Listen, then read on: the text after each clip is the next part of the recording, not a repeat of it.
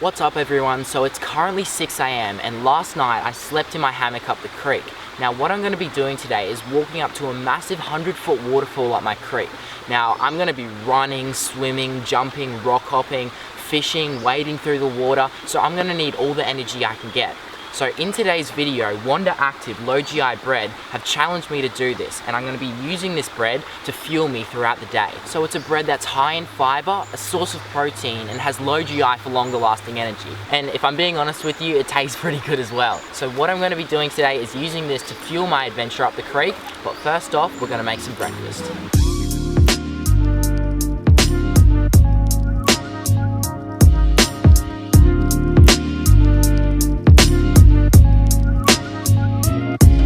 So there we go, 2 sandwiches. That should see me through till lunchtime. But before we leave, let's go check this yabby pot. Hopefully we've got a couple shrimp that we can cook up later. Yep, there we go. There's actually there's heaps in there. So this is the freshwater shrimp. Now they're found throughout all the creek systems here in Queensland, and they're really good bait. But what they're also really good for is they're really tasty. So these are going to be really good when we cook them up later. We've got a little billy and we're going to boil them up, which will be really good. But yeah, we'll chuck these in a container and keep on heading up the creek. So for anyone wondering what this is, it's an opera house crab pot. Now here in Australia, we use them to catch crayfish, yabbies, or even little shrimp like that. So what you do is, I've got a little tin of cat food in there at the moment, and you put bait just in the middle here, just like that, close it up, and the yabbies smell it, the crayfish smell it, the shrimp smell it, everything around this creek system will smell it. And they'll come in through this little hole here, and they won't be able to get back out. And then you can cook them up, use them as fishing bait or whatever. And the rules for this crab pot is you have to have a float with your name, number, and address on it. So we're gonna head up the creek, and hopefully we can get some more.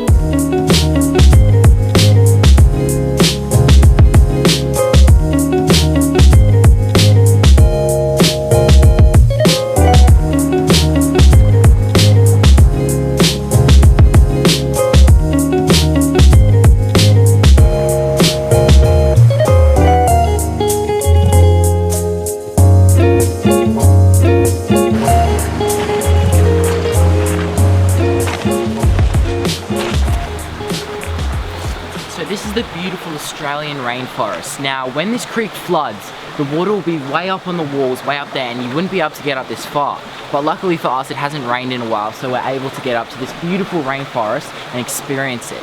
Now, in rainforest here in Australia, it is quite easy to get lost, and there are a few techniques you can use to help find your way if you ever do get lost out here in the bush. And the technique that I'm going to show you now is one that's very useful, and it doesn't matter where you are, you can use it any time.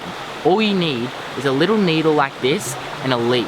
So what I'm going to show you is how to find magnetic north with these two things. There we go, it's a nice little leaf right there, and you get a needle like this, and what you do, you find a still source of water, just like this, where no wind or anything can disrupt it. So just get the eye of the needle like this, and just rub it 100 times on your hair. So I'd always recommend to bring a compass out in the bush with you, but this is another way to find magnetic north if you don't have one. Now often if you're out in the bush, you might have something like a first aid kit, which often has needles in it, so that can be used for this trick. Alright, so that's been about 100 times I'd say. Grab your leaf, place it in the water, just like that, and place your needle carefully on top of it. We can see that this way is north. The end of this needle here should stop right on it. If it stops right about now, you know it's worked. And would you look at that? Facing magnetic north, and that is the way to make a primitive compass.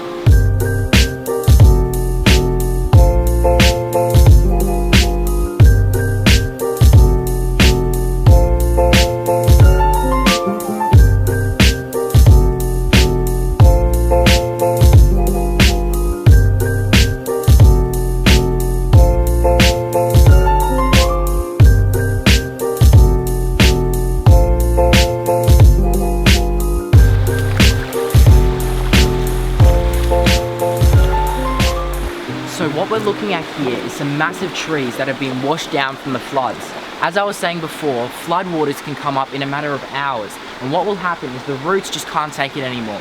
All the dirt around them will get eroded away, and eventually this will happen. Now, although it's sad that these trees are hundreds of years old, that is the circle of life, and that is the start of a new ecosystem. The further I walked up the creek, the more I realized how powerful Mother Nature really was. I had lost count at the number of trees that had been swept down from previous floods, but somehow there were still hundreds of aquatic creek-dwelling animals that thrived here.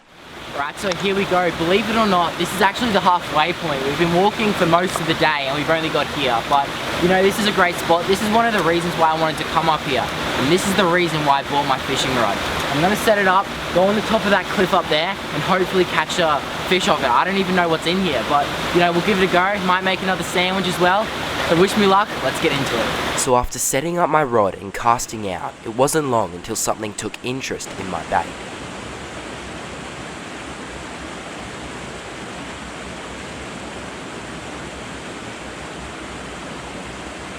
Yeah, so we just hooked up to a massive eel here, and this is how far I plan. I don't know how I'm gonna land it. So after weighing up my options and realizing that this eel was too big to bring up the cliff, I decided to jump in with it and attempt to land it from the bank. I've been walking up this creek system for multiple years now and have jumped off this rock hundreds of times, so I knew that it was going to be safe landing into the water in this exact spot. Although I would always recommend to check the area you plan to jump into before you make the leap. Alright, I'm jumping off the cliff. You've convinced me.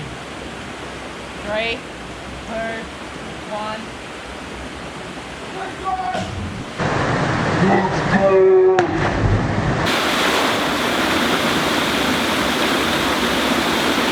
Alright, so I wasn't going to be able to land this eel up on that cliff because it was too big.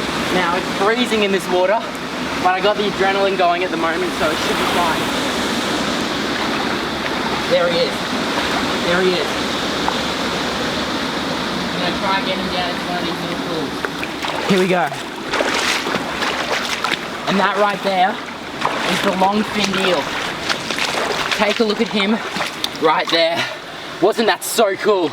I can't believe I did that, and I can't believe I caught it. So these eels can actually live on land for up to 10 hours at a time. So bringing him out of water for a couple minutes won't do him any damage, and he'll be good to swim off in a couple minutes time. All right, and there we go. That right there is how to catch a long-finned eel by jumping off a cliff. So this is the reason why I love coming up this creek system so much. Having experiences like that. Jumping off that cliff to catch this eel, that's just crazy. This little fella would be just under 1 meter long, but they can get way bigger. These guys have been known to grow well up over 2 meters in length. And as you can see, they get their name long-finned eel by this long fin that they have on the back there. Now the only other type of eel that lives in this creek system is the short-finned eel, and we might even come across him when we venture further up this creek. So these guys have plates of teeth in their mouth that are extremely sharp, and what they use that for is hunting.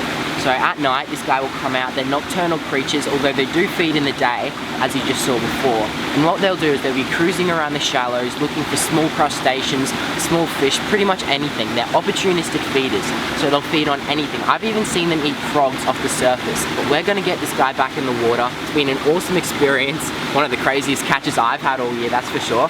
So I'll get him back in and continue our venture up to that waterfall. Now, as cool as that experience was, there is one downside to catching eels, and that's that. Look at that eel slime on my hands right now. That is like a thick mucus, that's terrible. But one of the tricks to get this eel slime off, get some dirt or sand just like that, and that eel slime should come straight off. There we go.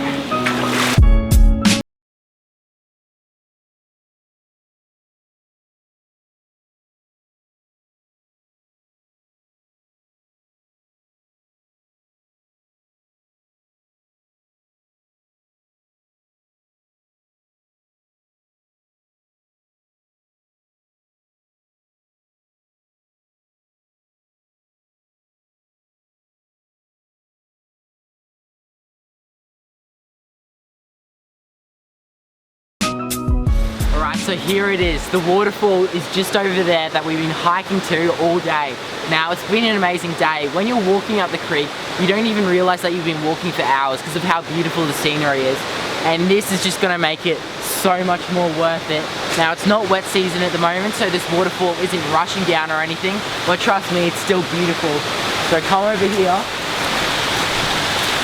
and take a look at this.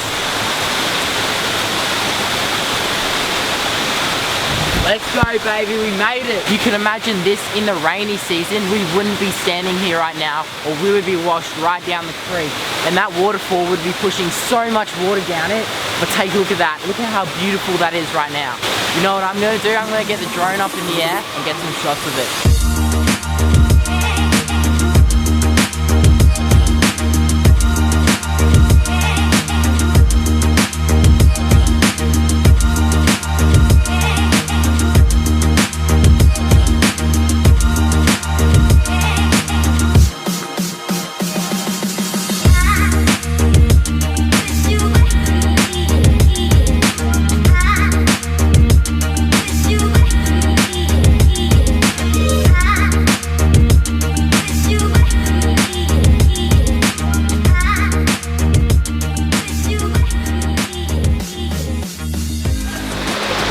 Everyone, so what I'm going to do now is cook up those shrimp that I caught earlier in the crab pot.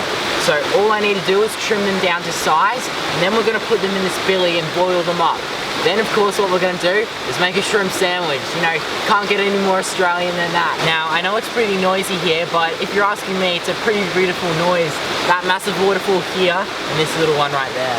There we go, there's the shrimp right there. So now what we're going to do, fill this up with water, get our fire going and cook up these shrimp.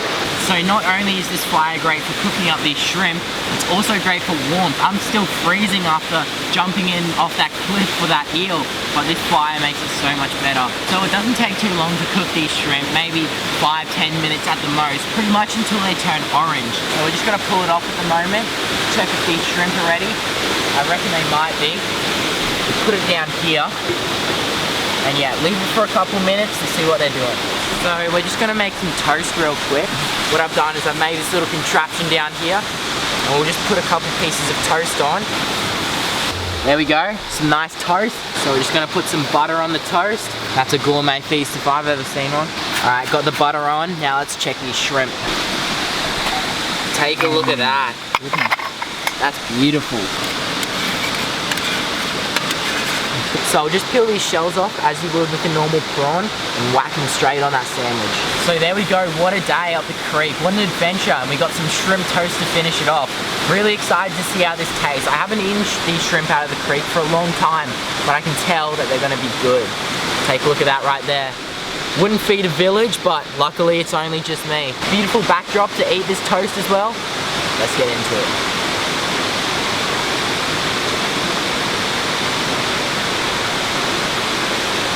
This is actually so good. Well, we've come all this way and I've just realized that I've got my hammock in my bag.